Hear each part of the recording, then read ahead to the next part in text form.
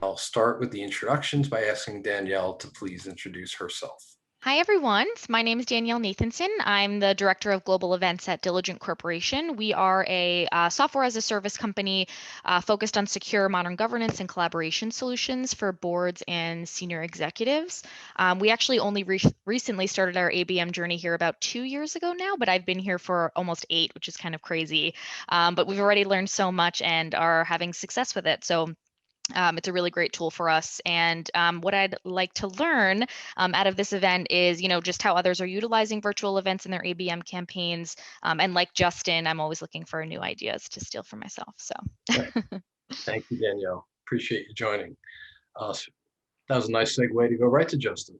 Hello, everybody. I'm very pleased to be here. Thank you for letting me hang out. My name is Justin Keller. I am the VP of Marketing at Terminus, which is itself an ABM platform. So prior to working for an ABM company, was an ABM practitioner for 2, maybe 3 years, if I'm being generous. So I've kind of been in the trenches, and now I'm kind of on the other side of it, where I get to talk to customers and other marketers like yourselves about the way they're kind of transforming the way they go to market with an account-based approach.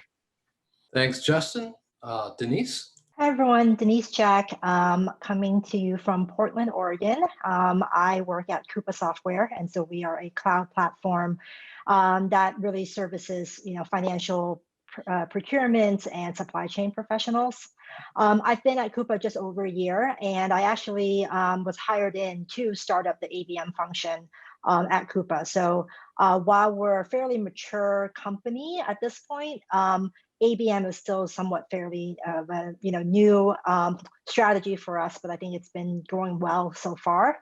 I oversee all of North America, so we have various ABM strategies that align with our different segments, so enterprise, mid-market, and corp. So happy to be here today, and I think one thing that I'm looking for to hear some ideas or suggestions is really kind of in this virtual environment, how do you continue to drive and think about different ways to keep customers and prospects engaged, whether it's through the content or through the event format or anything before and after.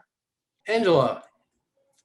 Well, good morning. Yes, I'm Angela Salerno. I am the Director of Demand Generation over at Formation. I am just closing in on, I think, all of 90 days there, but yes, thank you.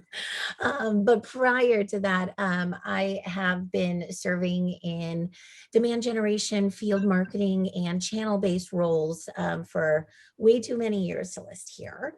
And I think probably a nuance that I'd like to share here with this team, which has actually been one of the best, most eye-opening experiences at this new gig, is now I am focused on a primarily B2C, B2B2C client, as opposed to being just B2B. And the game is definitely changing. All the more reason to really dig in with folks here and think about how that kind of translates between the spaces. And that's really, I think, what I wanted to just kind of dig into, right, is kind of cross-reference and compare the experiences of ABM against those kinds of industries. Thank you, Angela, and congratulations on your new role. We're going to start with a basic definition of ABM. Now, I know we kind of set this up as a panel discussion, but as you can see, we're a small group. So with all these questions, Haley, Liz, Brittany, and even my team, Steph and Jess, we would appreciate your participation as well and your contributions. You don't have to, but if you have a point of view, we would absolutely welcome it, because we're all here to learn from each other. So how would you define ABM? We'll start with you, Danielle. At Diligent, we actually define ABM within our customer base. So many of our target accounts fall within our current customers. So we essentially have a what we call our global accounts. We're lucky enough to have many of the Fortune 5000 actual already customers using Diligent products to some capacity, but we're really trying to focus more on expansion and upsell and cross-sell into our current client base. So for us, ABM is, our target customer accounts, and within that, the actual marketing piece of things it just means extremely personalized and unique messaging that we're continuously trying to, get in front of these target accounts. Just to confirm, you have a definition that every account is actually a customer. So you don't use ABM necessarily for identifying prospects. Is that correct? Yep, exactly. So we've identified target accounts within our own customer base that we are looking to upsell and cross-sell into. Very interesting.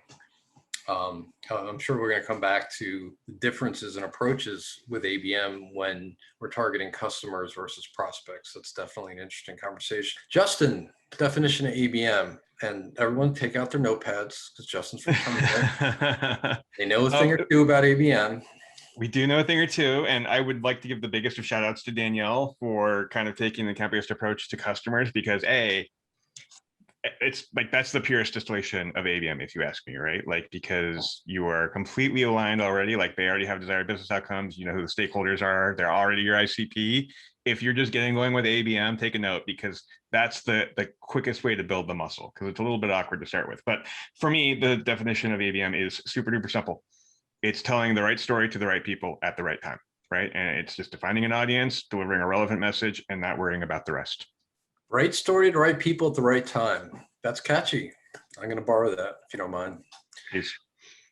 Denise. Very much aligned with what Justin just said. So at Coupa, our focus for ABM is around net new for prospects. And because of the fact that our sales cycles, kind of the motions are pretty different, when you compare between corporate, mid-market, and enterprise, we kind of look at starting with first, like figuring out from a segment perspective, like what is the right ABM approach.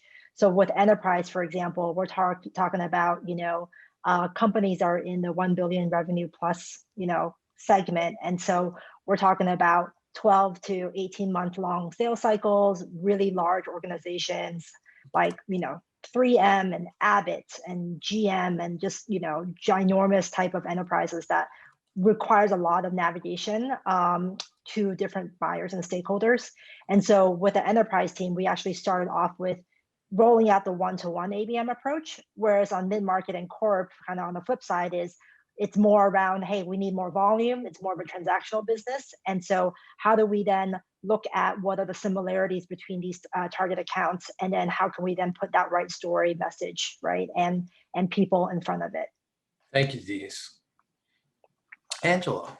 Yeah, I feel like I'm just going to come out swinging because, Justin, it's not as sophisticated, at least from my side, the way that we've been deploying it to date. And already I had an aha moment around, incorporating more of the customer base when you said that. But at my current company right now, we have actually a mixture of a select group of customers and mostly greenfield white space accounts. We have a very, very targeted group that we are looking at within those domains.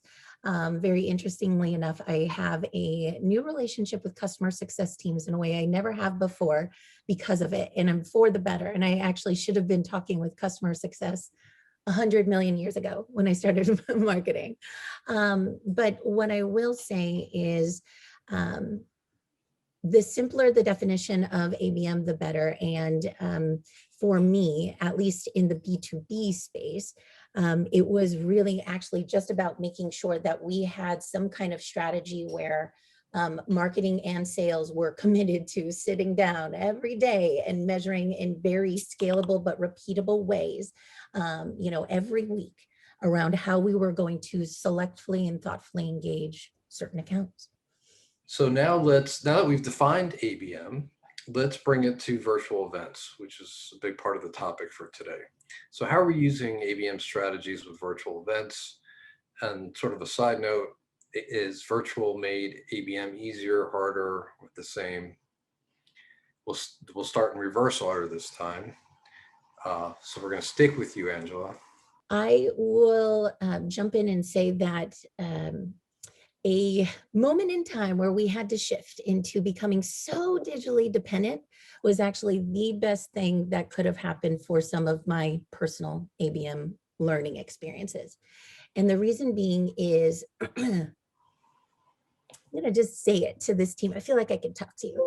I think that we, in certain teams that I had been in, we had been way too comfortable with saying that because I sent you a direct mail one time, or because I invited you to an event because I did a little bit of segment work on the background, we got really comfortable with calling that ABM, and that's not what ABM is.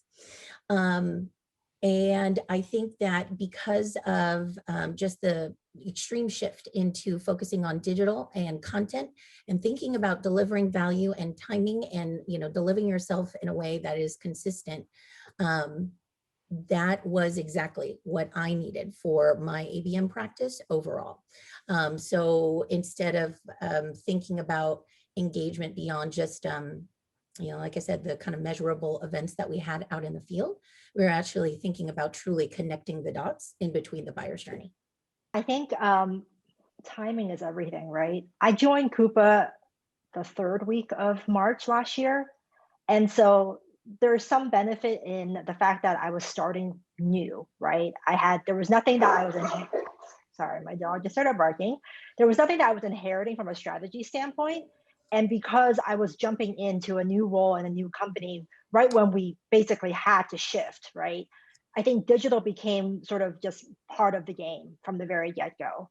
And so I think from that sense, it made it a little bit easier because there wasn't as much of this like legacy and history that we had to, culturally get everybody aligned and moving away from.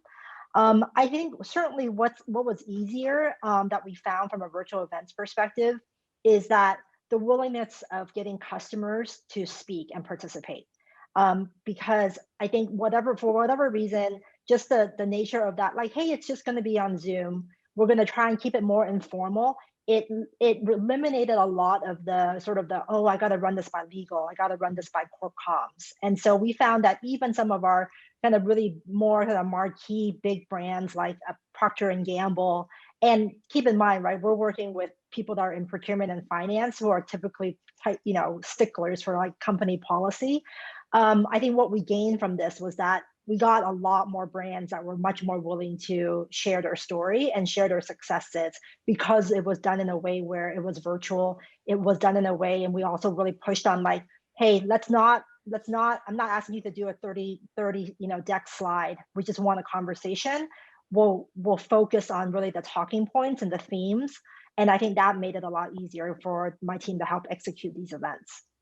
I'm gonna tell you guys something that used to work. Digital broke it, and then how we kind of pivoted it to make it work again.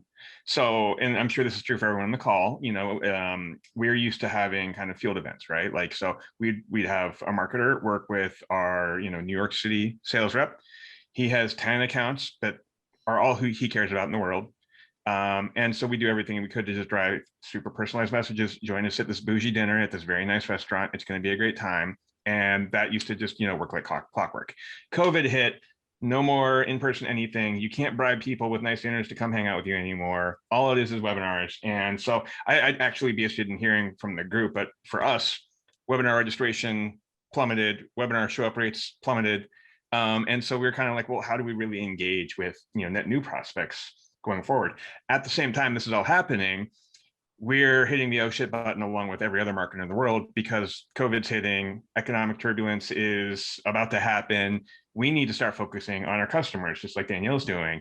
And so what we did is we kind of took the format and said, look, let's host super intimate workshops, not for prospects, but for our customers. Let's limit the number of people that can come. We will cap it at 15 people that can come to this event. They are all in relevant segments. So we would look at our customer base and either group them by industry or customers that had low usage rates, right? And they weren't getting what we expected them to get out of Terminus or vice versa.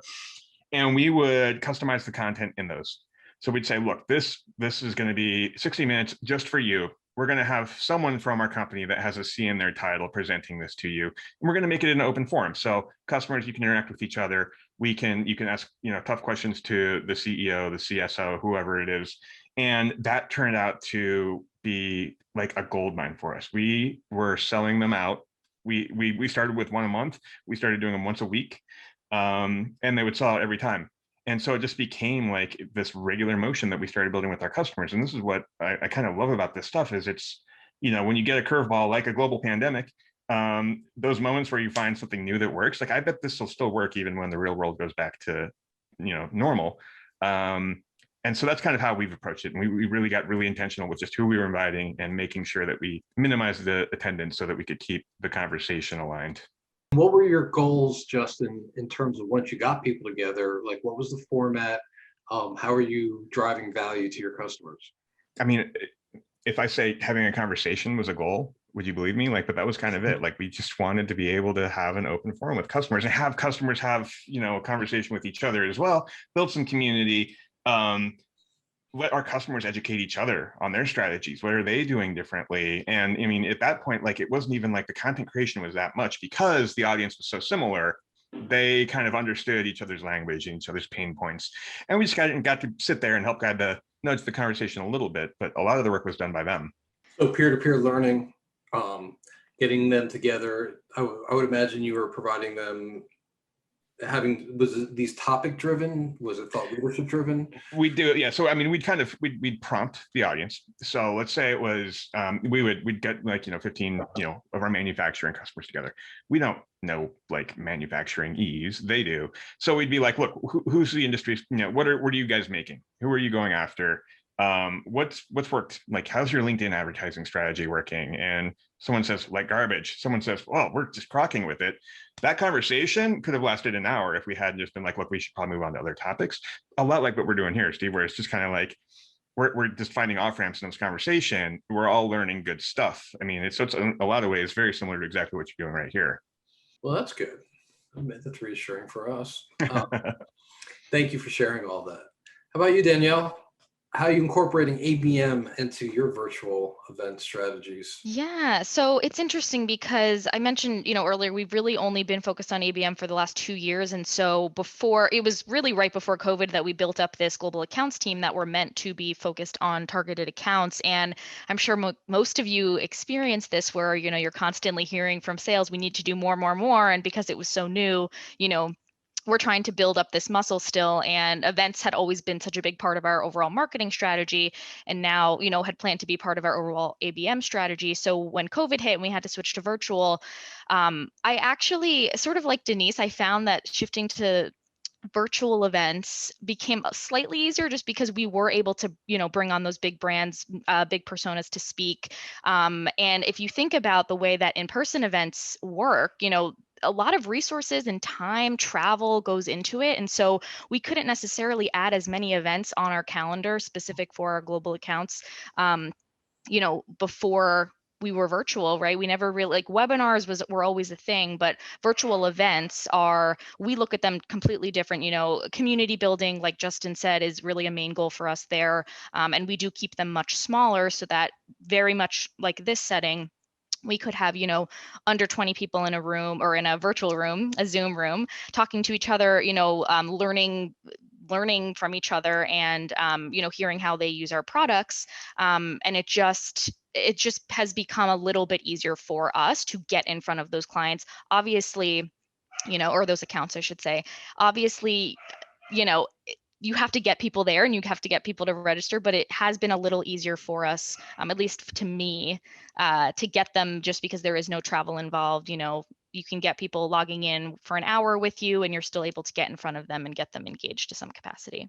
So virtual is easier because there's less effort for your customers to participate. Yeah. And that kind of leads me to share what we've learned at BDI over the last year in terms of one of the biggest advantages of virtual. That's kind of common sense-ish, but if you think about it, not having the geography limitation really allows you to focus on attracting your target accounts. So for example, if we did an event in, say, Chicago, pre-COVID, where we only did face-to-face events for a long time, we would be limited in terms of people who only lived in the Chicago metro area that would actually show up to our event. Now, I know there are trade shows and conferences where people jump on a plane and they go to, Vegas or Orlando or other major, destinations. But our events were always much smaller. So if you didn't live in the local geo, you're not going, you're not showing up. So the net result was, we had a lot of great events, but what we noticed when we pivoted to virtual was that we were able to produce more target accounts for our clients than ever, because you didn't have that geography limitation. You didn't have to live a half hour from the city, so you were able to easily participate. And then also along the same lines, we all know how difficult it is to get customer speakers, right? Customer panelists. How much easier is it with virtual events to get customer panelists? We find our ability for our customers to do that, and then for us to really target the best panelists, regardless of geography, has really been a major advantage of virtual events when it comes to ABM. So I just wanted to share the whole geography factor when it comes to virtual events and how it's been a real game changer. Next question, and we will stick with Danielle on this. What are you measuring with these programs? What are sort of the key performance indicators? How are you determining whether your, ABM programs, your virtual events are successful or not? What key data points are your leadership team looking for? So how about all that? Yeah, so, obviously we're looking at registrants and attendees, but I think we're also looking at a lot of the engagement and the community building aspect. So, that could be anything from how people are answering polls, right? And the, surveys that we do pre and post event. I think, in many cases, we're also tracking if it is like a half day event or something where it's over, an hour and there's multiple sessions. We're also looking at, okay, what actual sessions are they clearly interested in? What questions are they asking, so that we can actually, build a content focus for any materials that we're going to provide to them post event and nurture. And I think really because our target accounts are our clients, we also almost always ask for some sort of advocacy at our event. So whether that's product reviews, quotes, and video testimonials, and then, kind of just going back to content, that also gives us great content to leverage, but that's something that we really measure to see, not only are our clients happy and, wanting to give us those testimonials, but it's important to us to know that, from their engagement, will they attend these events in the future? What products are they currently using? A lot of the times we, know ahead of time what they're actually using already, but by their responses and by their reviews, we can actually tailor the conversation so we know how to actually follow up with them. So you're very actively listening.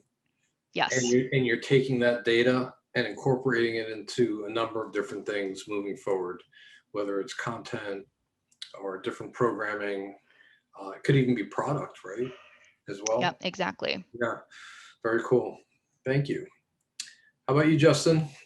A couple of things. One, it is like for our very intimate events, it's show up rate, right? Like we don't have a form where you can sign up for this. We have our CSM or our CMO or whoever it is send the invitation directly to the account. You want to join us for this thing? Great. I will send you a Zoom invite, right? So there's no forms or anything. So it's not like a, kind of a show up rate almost. So that's kind of how we're measuring. We know if there's going to be 15 people invited personally, how many of them are going to show up. And then the other thing that we do, and this is kind of more macro, but the Terminus marketing team pretty much, we had our marketing metrics meeting yesterday, and I was actually just kind of like thinking we spend about 90% of this meeting just talking about pipeline. Like that's kind of the thing the marketing team's focused on most. How are we influencing it? Where is it coming from? What can we do to accelerate it? And so we don't really look at opportunity creation, which I think would be kind of like the most natural thing to look at, because it's one of those things where, guys, you want to hear the best thing I've ever heard out of a salesperson's mouth. I had a salesperson the other day say to me, I feel like if marketing generates an opportunity for one of my target accounts, I didn't do my job. And we're really trying to build that sentiment throughout the go-to-market team. And so we don't really look at like first touch attribution as much as we used to, or definitely as much as I, as a reformed demand gen marketer, used to, because it's all of these things at once, right? They're getting great brand awareness ads. The sales people are making, valuable outreach. We're putting together bespoke content and events for them. One of those things is going to tip them over the edge. Which one? We don't really care. From that point, what's really moving things along is where we start to focus on how we optimize. So there's multiple touches. You're trying to track each one, essentially. And then ultimately what results in a new customer is not necessarily important, but what is important is that you're effectively executing a program that's touching people in different ways, and that ultimately results in the new customer. Yes. The non-cynical way of saying that is, yes, it's kind of like we're trying to create a connected customer experience. The very cynical way of saying this is like, this is the point of Terminus's products, is we look at kind of like what the multi-touch attribution was. So that's kind of what, I didn't want to say out loud because I don't want to pitch you guys, but that's kind of really what we're looking at. That's okay. I'm happy to pitch it for you. Great. Thank you. Denise, how about you? How are you measuring at Coupa? Yeah, I mean, it goes back to what does the A in ABM stand for, right? It's that account approach. And so a lot of our measurement that we do, and it's similar to what Justin said, is like, it's not about which program or which touch. It's more about all the culmination of the touches that help hopefully influence a close one. And so broadly from our marketing team standpoint at Coupa, like we look at what is the average marketing touches for a close one account. And of course that differs by the segment, but one thing that we do is then say, okay, well, if we're going to run these virtual events, and we did a lot of these, in the back half of last year, is how do we measure this? And broadly speaking, not just about the events, but even just our ABM strategy, right? Are we increasing the number of marketing touches on these accounts? And touches doesn't necessarily mean like we executed something. It's more about like the success rate or response rate of, are they responding to our ads on LinkedIn? Are they coming to these virtual events, et cetera? And so we have a great data ninja on our team that basically kind of helps us put together our marketing intelligence dashboards and Tableau. And so with every single virtual event that we ran, we can see what the number of accounts that we engaged with, how many of those were in pipeline already, because the goal of those virtual events, a lot of it towards the end of the year was really around pipeline acceleration. Did we see an increase in growth in ACV? Did we see an increase in not only just the number of engagement, but also did we engage more broadly across an account, right? If we're stuck with procurement, are we able to bridge to the finance organization or to the IT organization? And so those are the key metrics that we were looking at. And obviously to the goal of like how many closed one were we able to influence, but incrementally we were able to track and use those metrics to kind of get a gut check on like, hey, are these working? Are we touching the right accounts? Are we helping engage across kind of more horizontally within an organization? That's really insightful. Just a quick poll. How many of you and your sales teams experiencing like buying by committee, where it's just a number of different parts of an organization that need to come together in order to pull the trigger and, move forward? Is that yes? Yeah, very much so. All right. That's super interesting. Thank you. Brittany says yes. Lots of folks. Okay. Thanks, Brittany, for contributing. Measurement, Angela. That's why I like going last, because all the great stuff is said and I can just like chime in with a couple more things, right? But I will double down on the statement that I heard from Justin, right? Like ABM has set me free from marketing attribution overload, right? Which means the mindset shift has kicked in of I'm not looking to analyze just at kind of campaign driven performance. And instead I am looking at something a bit more holistically. You already heard all the great call out around revenue. I think maybe just additional add-ons that I would give in on this one is we spend a tremendous amount of time inspecting the actual account and understanding who is actually involved in the committee and at what point. Meaning, do I have to pull in a bunch more of the practitioners to be my champions in order to, advance that committee into the executive realm? And how does just the whole schemata work? The other thing that we do talk about, which is different, is velocity. Velocity from, the time into engaging that account to the first, pipe on the book versus, the first POC. Did we actually do anything to modify time, based on how we used to run deals? So that's probably, I think, the only other item I would add in. Just to drill down a little bit more on what velocity means, are Yeah. you saying like a lot of that's driven by sort of like quality activity within a certain time period? Yeah, it absolutely is, right? And I think, just breaking it down into some of the steps that you would expect somebody to experience. And if you are putting this much synergized and focused energy on that particular account, a goalpost, right, in theory, should be that you are potentially advancing that account through some stages, maybe not all, but some stages in a quicker manner.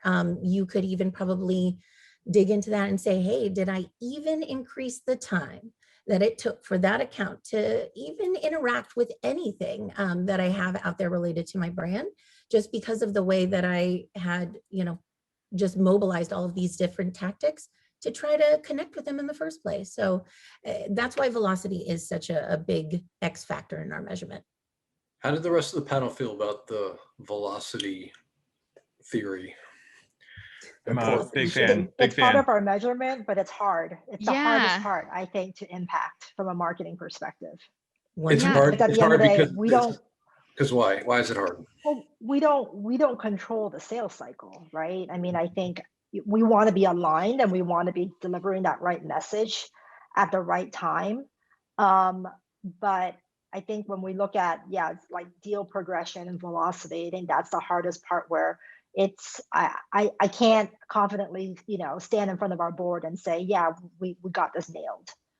Yeah, that's exactly where I was going to go with it. Like our sales cycle, even on the prospect side, is at least 6 months. So, it's hard for us to, obviously there is a correlation between like the marketing we're doing and all the touch points, but I do think it is difficult for us to measure that, just knowing that our sales cycles are so long. And even for current clients, they could be even longer, a year plus. So, but it's really interesting to think about measuring that. It's something we focus on a lot too, just because, I mean, it's important, obviously, but like if you think about it, how it compounds, if you increase, say your sales cycle is 30 days and you're able to shave 5 days off of a sales cycle, which is a lot, but let's just go with it. At the end of the years, you basically have just earned yourself another month in the year of selling. Right. And I think what it also, the conversation it ultimately ends up creating as well is how much more broadly should I be thinking about the entire life cycle as a marketer, right? Meaning, I think about all of these things that I do up until the point that, that client sits down and takes discovery meeting number 1 versus, all the things that I possibly might be doing from a deal acceleration perspective. Again, just spaces that I haven't necessarily gone there before. Not saying it's right, but it is giving me a really good exercise to kind of stretch myself in that way. I'm glad for it.